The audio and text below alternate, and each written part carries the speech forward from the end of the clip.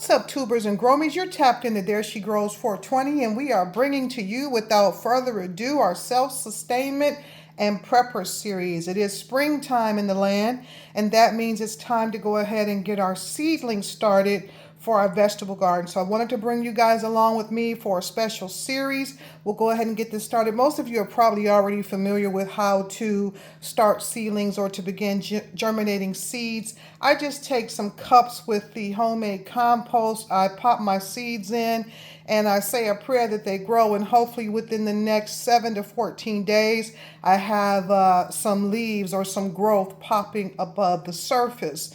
I let them grow indoors under grow lights for a couple of weeks until the temperatures outside will be above 50 degrees. And then at that point, we can move them outside to the vegetable garden. So I hope that you guys will stick around for the ride. This is kid friendly as well. Bring the kids along. Let them watch how we do this. There won't be any medicinal plants being put in the garden here, at least none of the have to have a license type. So again, I welcome you guys to follow the series and let's get some growing going. So without further ado, I'm going to go ahead and grab a seed here, and we are going to start getting our seedlings going. I will confess that I have started without you guys, and I have planted some of the stuff that I normally do over the course of the garden, but it hit me, okay, this is content. So let me go ahead and get started with the rest of what I have and share that with you. So let's get going with it.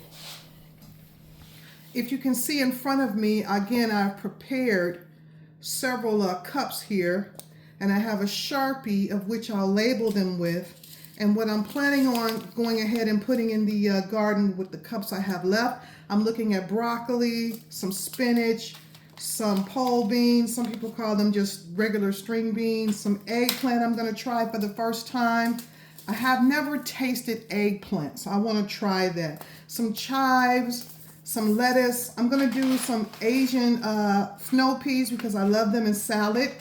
Some pepperoncinis, and then I'm going to plant a few flowers. And I'll tell you that my modus operandi with this garden is I'd like to be able to go out in my garden and make a salad. I like to be able to have a more healthier lifestyle and be able to grow those things on my own because I know what goes into them organically. One of the scariest times I think of life was during COVID, to go to the grocery stores and see that the shelves were bordering empty. So that gets you to thinking that you need to start practicing modes of self-sustainability and prepping. And so that's what I'm doing. And so this series will be to help those who are into that and just to have general discussion on prepping.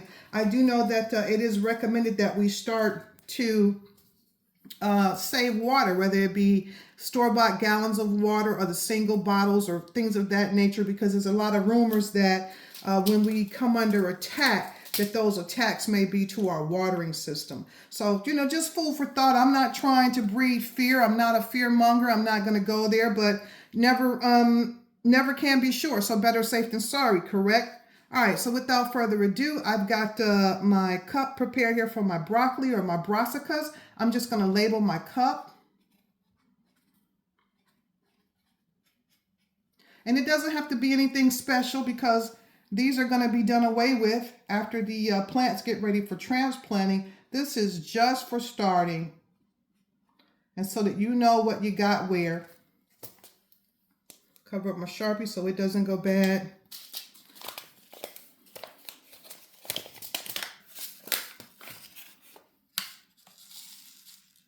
Broccoli seeds are very tiny. In fact, they're very similar to the kale and collard seeds.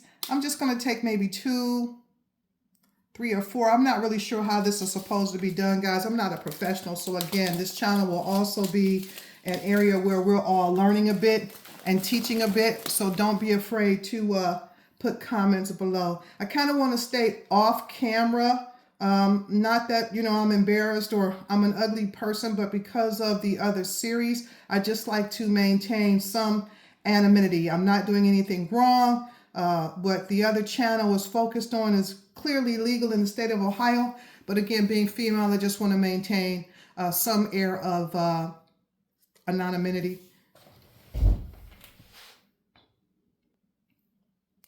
So now that I have that brassica or broccoli labeled, I'm just going to move that to the side, and then I'll go ahead and start with our next cup.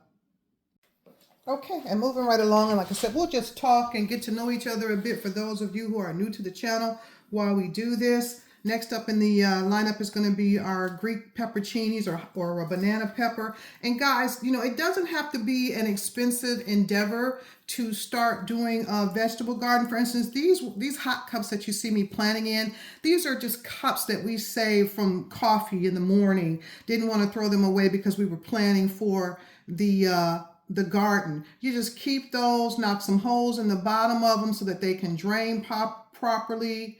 And, you know, go ahead and get ready to pop your seeds in them. It doesn't have to be an expensive endeavor. So just, you know, keep that in mind and make it fun, especially for the kids. You know, you can grow whatever it is that that you like. A lot of the kids like to grow the sunflowers because they grow so huge and then they're so pretty. And then at the end of that fiasco, you guys can do sunflower seeds or what have you, or pumpkins, and you have them to harvest for the Halloween season. Just a lot of different things you could do. It's endless, but it's a lot of enjoyment to keep the garden going and care for it throughout the year. Seeds for the banana peppers here.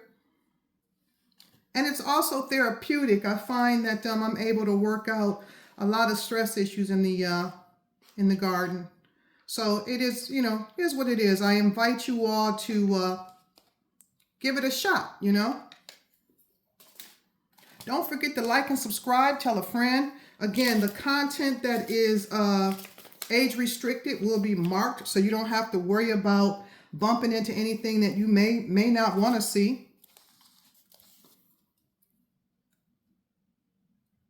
Next up here, I'm going to plant some spinach. Spinach has been one off for me. If I can get it to grow, I don't know if I'm harvesting it, if I'm one and done, or if it'll come back. Here in my area, there's a lot of critters. I like to say it's like Wild Kingdom or Jurassic Park in my backyard. So follow along. It'll be fun just for you guys to watch me try to keep the critters at bay. That's always interesting and entertaining. So again, I think I may do more than one spinach. I think I have some extra cups. We'll see. Let's see what these seeds look like. I don't remember. And I'm hoping that the seeds are viable. I've had these packs for quite some time. So those are a little bigger. And I think I'm just going to maybe just sprinkle a few of these across the cup, hoping they'll spread when we replant. And we'll just see how that goes. What do you guys think? And again, you more experienced growers and gardeners, if you have a clue, put a comment in below. Let me know. Learning something every day. Never too old to learn. And again, I appreciate any of the feedback.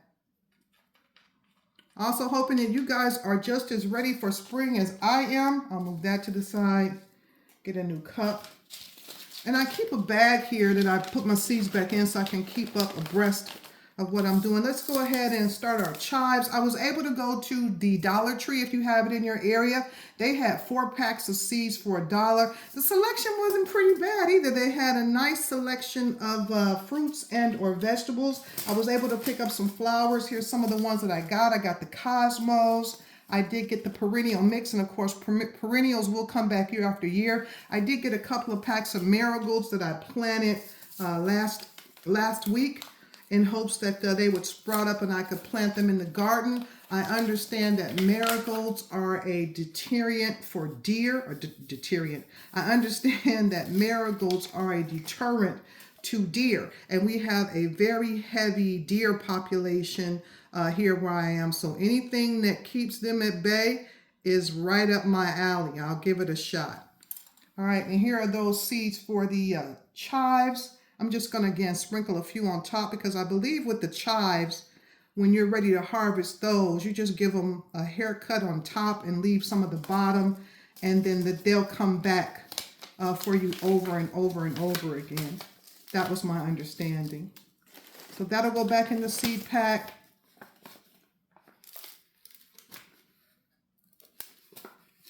My chive seeds, we sure enough don't want to waste them.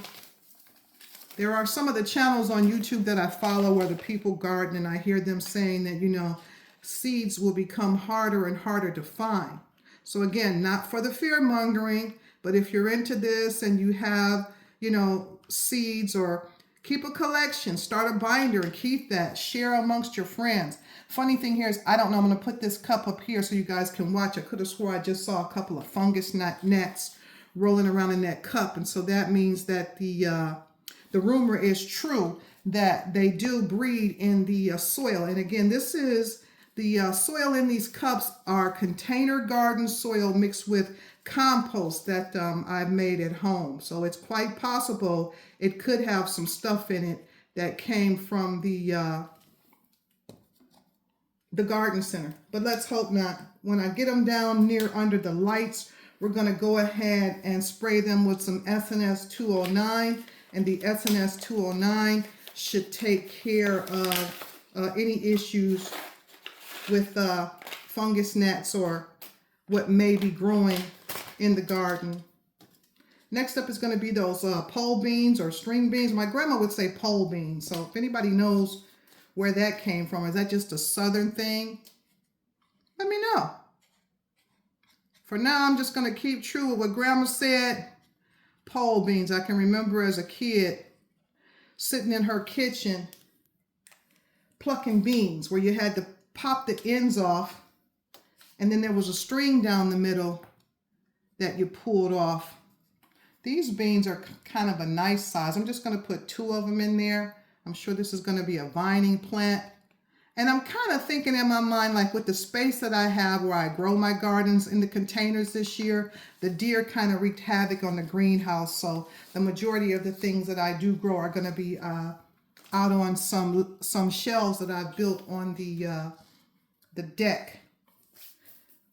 So it'll be kind of interesting to see how I'm going to handle the vining plants. If I'm going to take some PVC and kind of like build some type of structure for them to climb or crawl up on, or how that will work, I don't know. I'm still, again, trying to decision that. Once again, if you guys have tips and tricks for that, let me know.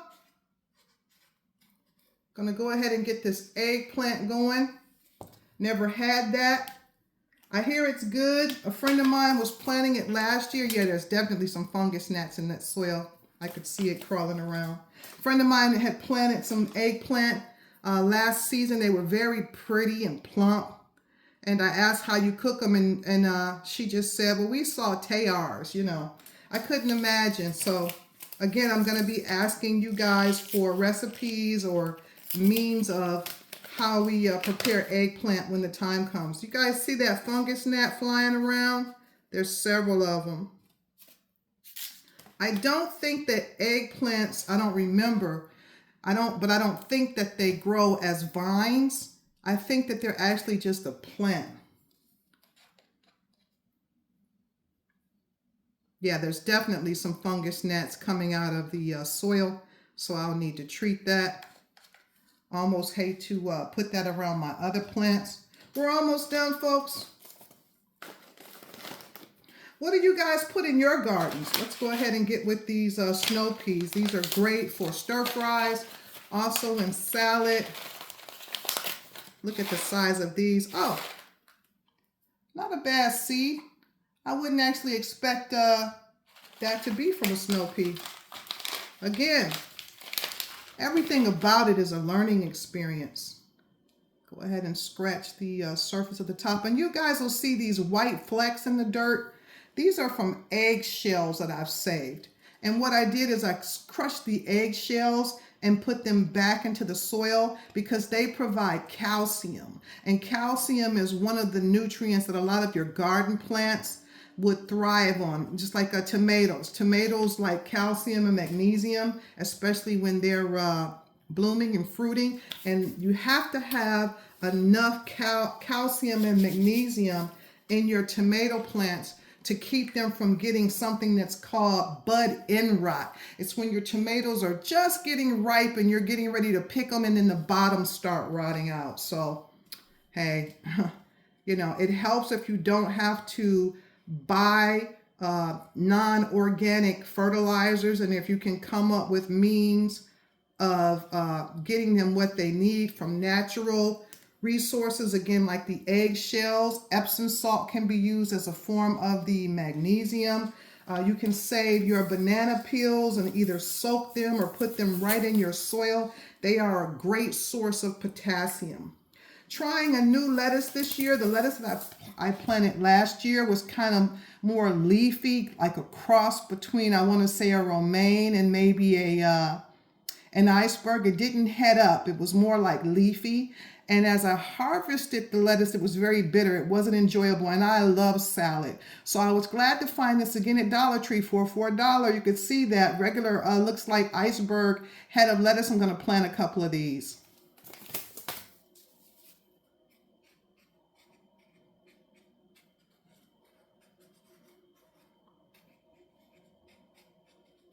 Yeah, so I'm interested to find out, how you guys handle that eggplant. Another one that I planted already before bringing you guys on board was spaghetti squash. And I'm told that it's very good, and it's another one that I've never had. So again, interested and, curious to share some tips on how we prepare things, recipes. We'll keep it open to the channel to, what you guys are interested in. Like I said on the other series, as long as you guys are watching, I'm going to be vlogging. But I do want to kind of have it, more interactive.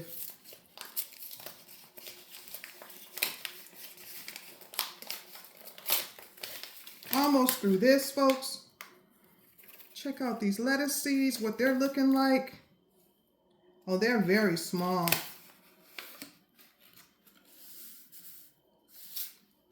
For you guys can see the lettuce seeds. So I'm just going to sprinkle a couple on top. Hopefully I'll get a couple of plants where I can separate them and we'll have a couple of heads. Again, just learning as we go, right? All right, and then I had a decision to make if I was going to try these corn. I know that it requires a lot of room, and I don't know much about growing corn in containers, but I was thinking maybe it would be fun to try and get it started maybe in a container, and then if need be, once it got tall enough, I could maybe transplant it in the ground and try and cover it up with some netting or fencing or what have you to keep the deer and such off. What do you guys think? Maybe I'll pop 2 and we'll leave it at that. Let's do that. I'm not real excited about the corn, but I figure we got the seeds. Why not? It might be fun to grow. So we'll take our last cup here, and I'm just going to take my finger and actually just poke those down, because these will have to be separated if they germinate.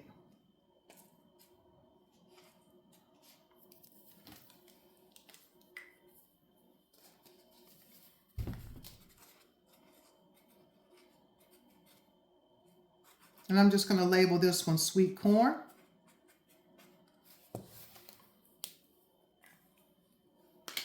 And I'll wait till later to take care of the actual flower seeds. What I'm going to do is I'm going to pause the video for now. I'm going to pack up these cups and then get down to the Site A veg room where we'll keep these cups under the grow lighting and monitor their progress on germination. So stand by till after the jump.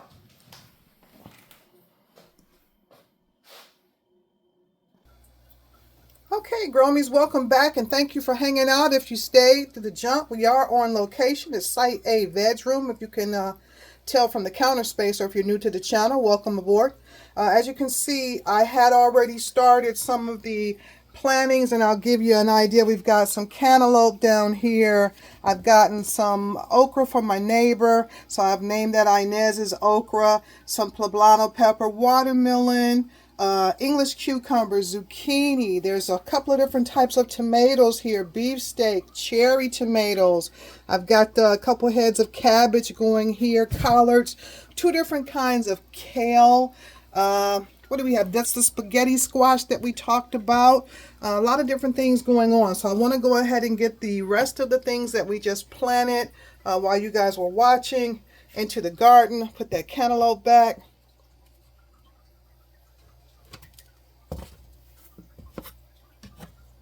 And then we'll get them topped off with some S&S 209 just to try to ward off the fungus gnats. There's our iceberg lettuce, our banana pepper, the broccoli. And I want to kind of turn this just a bit for you guys without incorporating any of the plants from our other series. There's our spinach.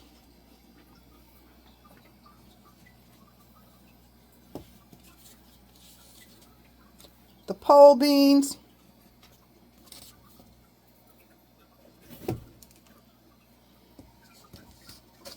Chives. The snow peas.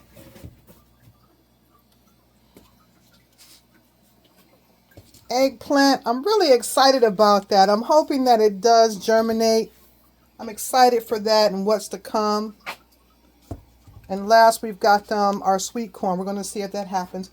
Also, just to bring you guys into the loop, if you've noticed in the cloner from previous episodes, I've been trying my hardest to repropagate a beautiful tree that I have in my yard. It's a Japanese maple, and it has some kind of a algae growing on it, and I've been afraid that I'm going to lose it. And so I've been trying desperately to repropagate it, and I watched some YouTube videos that told me to take some cuttings, which I did, and you can see they look a little lame or sorry, but so did the ones on the YouTube channel. I'm going to see if they pop back in the next couple of days. I was able to pull some seeds off of her last year where we did attempt to try and do stratification, so I pulled them out of the freezer and planted a couple of those. And as luck would have it, when I went out to check the tree after the snowfall, I did see one little seedling popping up off the ground that had gone through the natural stratification and was coming up. So I did grab that and was able to get it in a cup. It's doing well, but I'm keeping it in a windowsill. So if you guys are interested in knowing how that's doing, make a comment below and I'll start to cover that. So I have some S&S 209 already mixed here in a bottle. And I think I may have shown you guys my regimen before of insecticides for bug protection. I have some Growers Ally for spider mites, the Azomac. I'm using some Clean Green, the 209, and of course the Captain's Jack's Dead Bug. That covers a lot of different things, and it is very affordable. You can grab that at Home Depot if you're having an issue. I know a lot of you guys have to be having the fruit flies and fungus gnats and white flies that are flying through the house this time and all summer, and they're nerve-wracking. A lot of times you can take some apple cider vinegar and put it in a little container or jar with just a small hole in top where they can get in but they can't get out.